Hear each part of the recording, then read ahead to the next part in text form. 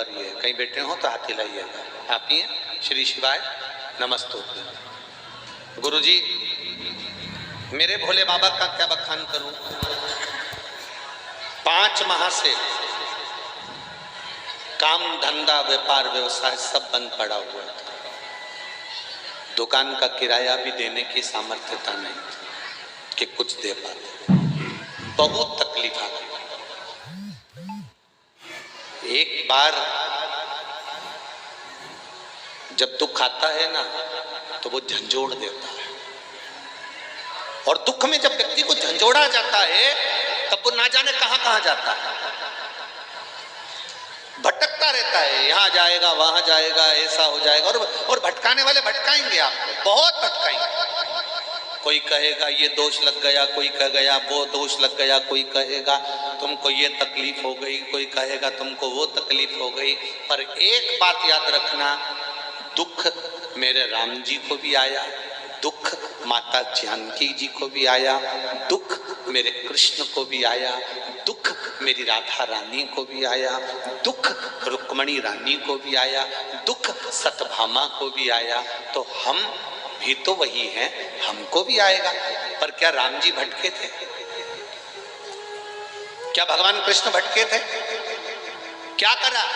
जब राम जी के जीवन में दुख आया तो उन्होंने शिवलिंग की स्थापना की, शंकर जी का पूजन करा। समुद्र नहीं मान रहा तो भी शिव की आराधना कर रहा है, वनवास मिल गया तो भी शिव की आराधना कर रहा है, शंकर भगवान की पूजन कर रहा है। क्यों?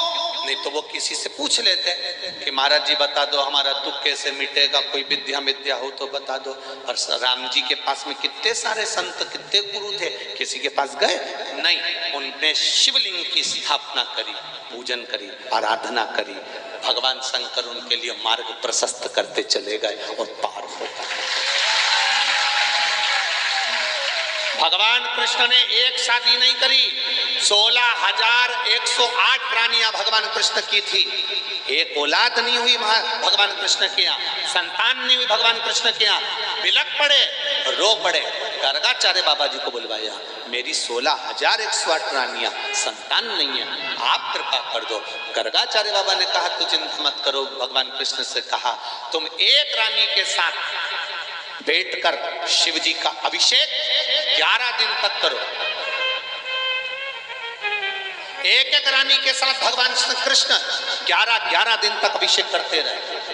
जब 11 दिन तक एक रानी के साथ में अभिषेक किया भगवान कृष्ण ने, शिव जी प्रसन्न हो गए, वर दे दिया, तुमने 11 दिन तक मेरा अभिषेक करा है, एक रानी के साथ बैठकर 11 दिन तक अभिषेक करा, इसलिए तुम्हारी एक रानी से 11 संतान होगी। 10 छोरा, 1 छोरी, 1,77,186 भगवान कृष्ण के बच्चे हुए। शिव की, ये भगवान शंकर की करुणा से, कृष्ण की कृपा, भगवान शिव की कृपा से। वो भटके नहीं। किसी इधर उधर जाके उन्होंने नहीं पूछा कि हमको ये दुख आ गया। तो दुख काटने का एक ही तरीका है, एक लोटा जल।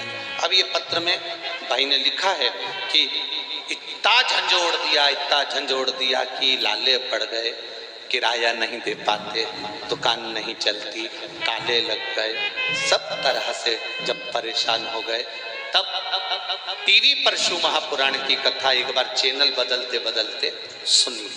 हम काशी के निवासी हैं, बाबा के धाम के हैं, शंकर हमारे हृदय में हैं, पर जो विश्वास कथा के माध्यम से जगाया वो विश्वास उस दिन जाग गया। लोटा लेके शिव जी के मंदिर पहुंचे,